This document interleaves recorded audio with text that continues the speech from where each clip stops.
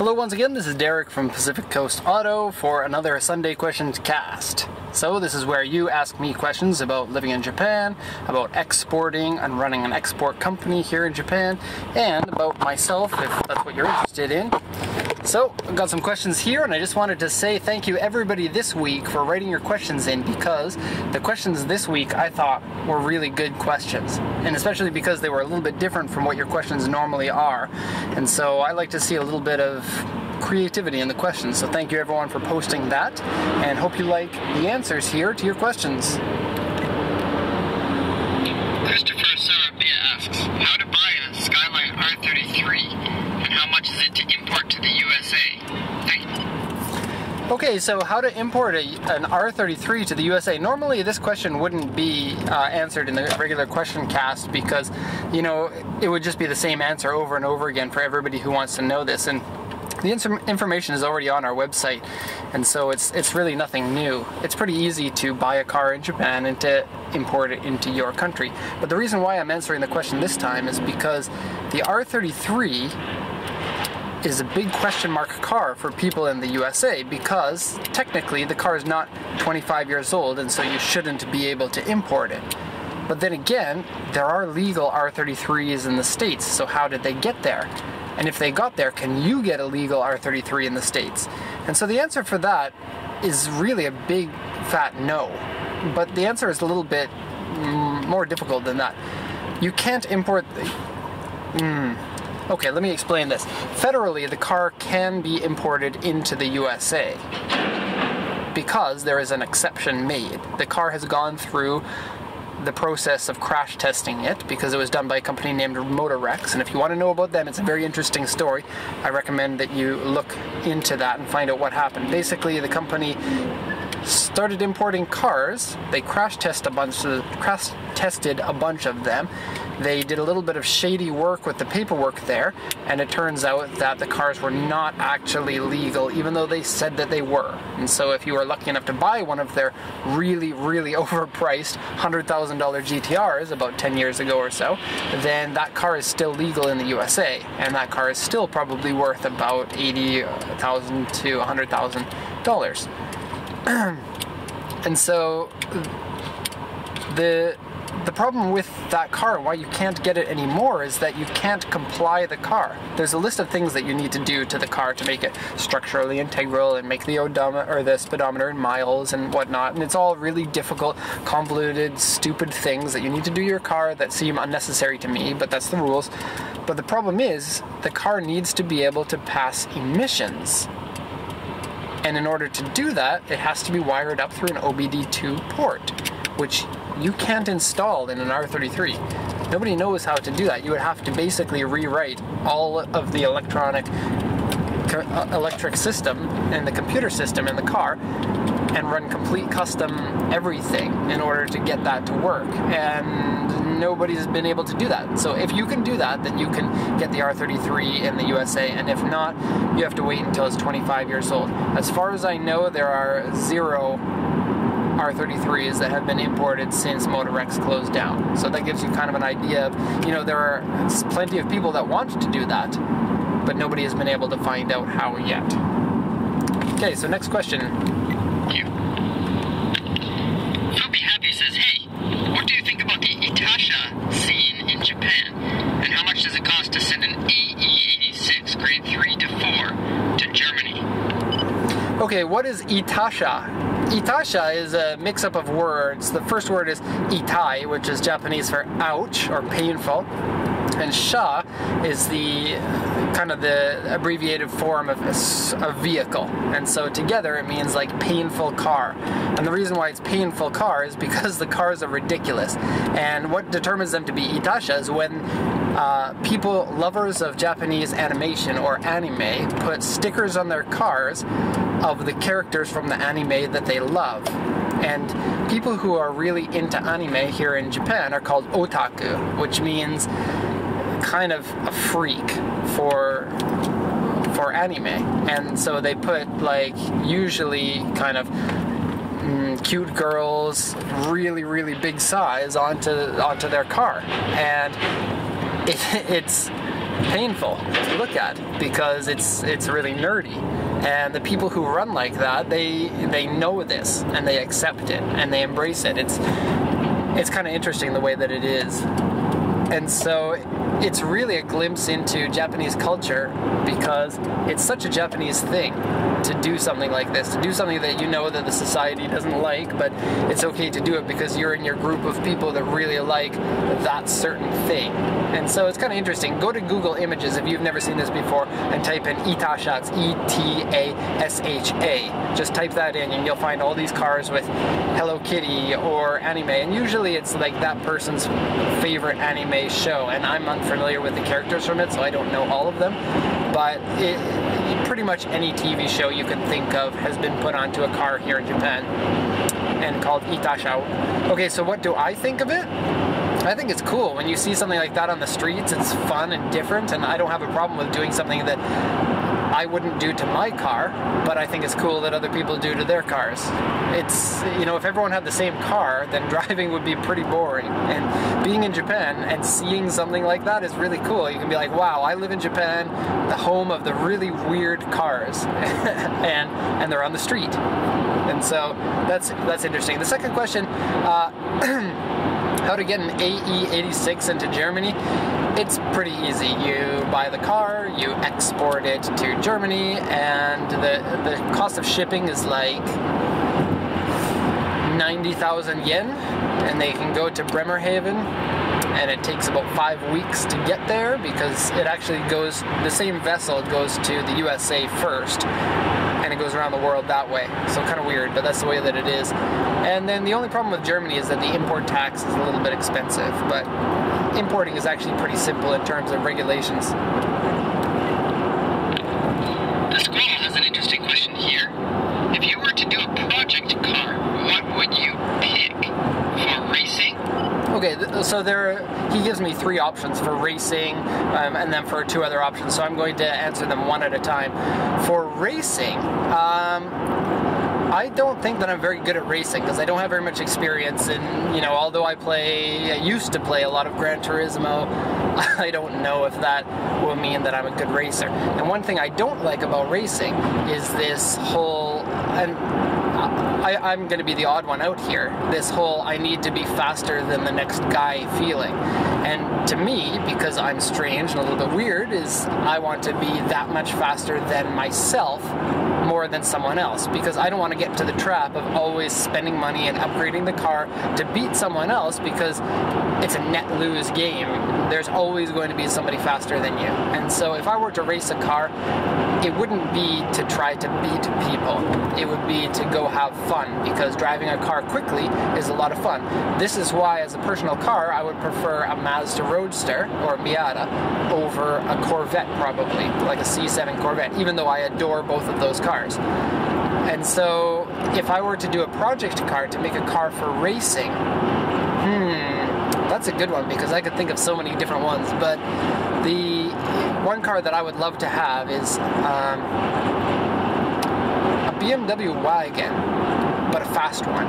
They only made the M wagon in one style, and that's the M5, the old one from like the late 80s. They made the M5 Touring, which is a wagon.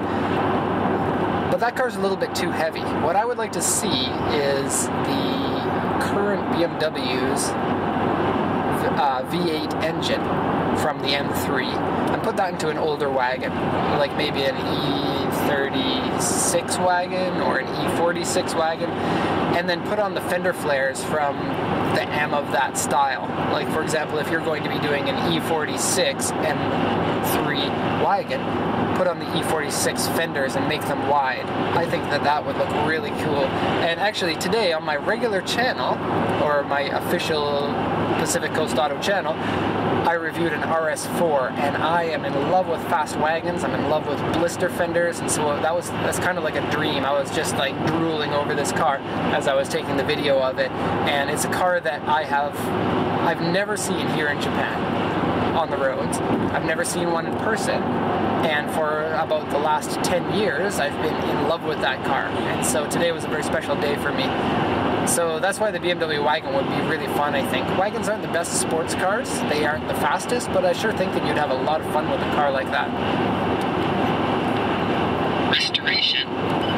Okay, so what would I do as a project car for a restoration? I'd really like to do a TE27, Levin, or Sprinter Trudeau, because I love old Japanese cars. Those ones are not too expensive, they're not too far gone that they're difficult to restore, and because they're so simple, restorations can be quite easy, and there's enough space to put in a more modern engine if that's what you want, and you don't have to feel bad with that car about, you know, like if you were restoring a 2000 GT per se, you wouldn't want to go and put a 1JZ engine into it because you would be ruining such a valuable piece of history.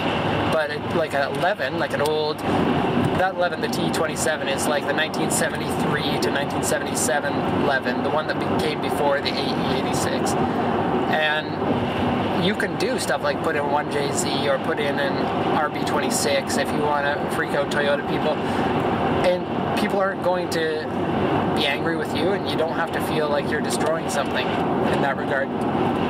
Another car I'd like to restore is an original Mini, because my first car was a Mini, and I love those cars, and they're so simple to restore. And I would love, love, love to have a Honda VTEC engine version of those, or like a B16A or a KA20 engine, and or KA24. That'd be a lot of fun. I guess that one could fit into the racing category as well. And a maximum street cred in Japan. A project car that would get you the maximum street cred in Japan. That's a question I don't really know about, because the tuning communities here in Japan are so wild and so crazy. It would have to be something really wild and really crazy in order to get people's attention. And so for this, I'd probably have to take a look at some of my old ideas for what I really wanted to do when I still had lots of time on my hands. I really want to get a Suzuki Jimny chassis and put an Austin Mini body onto it to have a four-wheel drive Mini. As far as I know, nobody in Japan's ever done that, and just the idea of having a small car that has been raised up to look like a mini monster truck is really cool to me. It would be really, really cool to put on the Mini pickup truck chassis onto one, but the thing is, the original Mini has almost exactly the same wheelbase as the Suzuki Jimny, and so you don't have to do any extending of the body there. So that's a cool idea. That would be my street cred one, I guess. Modifier 166-16111 asks, why do my Subaru windshield wipers try to reach beyond the windshield, then try to retreat into my engine bay? Okay, I'm laughing because I thought I was the only person who has this problem, and my windshield wipers do that. In fact, when I'm driving and I turn my windshield wipers on the highest setting, I can see my windshield wipers on the other side of my A-pillar, like right here. And then when they come down, they slam down so hard they make a really noisy sound. I'm going to see if I can show you. Maybe you can hear it. No. I guess it only happens when there's rain on the windshield. But yeah, why does that happen? I don't know. But I have the same problem with mine. And so we're both suffering in the same prison, I guess. Carol asks, as a first car, what would you choose? Miata NA, BMW Z3, or RX-7 FC? That's an interesting question, because those are three cars that I really like and that I recommend. Now I'm going to cross off the FC RX-7 because it doesn't make a particularly good first car unless you want to do engine swaps with your first car. Our rotary engines, especially 25 to 30-year-old rotary engines, are not really made like piston engines, and it depends. I mean, I don't want the rotary people to be yelling at me for this, because the engines themselves are not inherently problematic. It's the way that people treat them. And a lot of people don't realize that those engines consume oil. And so if you're not topping up your oil, you're going to destroy it super fast. And that means that after 40,000 kilometers, the engine can already be showing the signs of trouble. And with a piston engine, that's just not the case because you just don't use so much oil, so you don't have to remind yourself to keep filling it up. And so when you buy an ARC-7, there's an overwhelming chance that you're going to have problems with the engine of it. That's just the fact of the matter.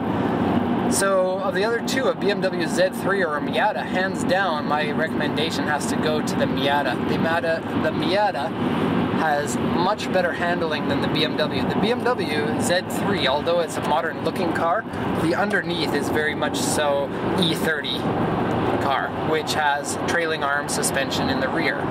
And that's not good for handling, especially handling if you're going to be doing any sort of autocross. And if you're looking at those three cars, chances are you want to go have fun driving, and autocross is on your radar. And so I'd have to say the Miata, it's much more reliable than the Z3 is as well, and the 1.6 liter or 1.8 liter engine, depending on which one that you get, is just a way better engine than the 1.9 liter BMW engine. And so it takes modifications well. They used the same engine for their works rally car in the 80s, which was the Familia GTI-R, just in a in a tuned turbocharged form. And you just can't go wrong with the Miata. The only thing that I can think of is that when the Miata first came out, it had a bad reputation for being a girl's car. So if you can get over that, which I can, and everyone else who in our day and age should be able to, then you're going to love your car, because there aren't very many cars as good as that car. And as good as the Miata is in each subsequent generation of it, the NA really was the best out of all of them, because it was the lightest, the smallest, and the one with the most amount of passion, I think. And you know what I'm glad to see is that the new version of the Miata, I don't know if they call it the ND, but the new version of the Miata is really going back to those roots. So glad to see that.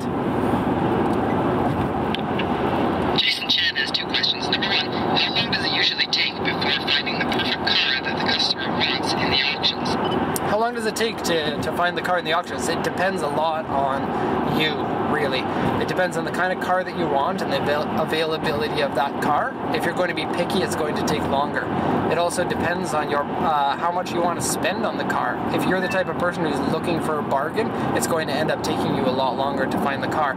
If you just want to get the car and bring it in and you're not too concerned about price, or you want to go for a higher end unit and you don't mind spending money on that, it's going to be a lot easier in order to find something quickly.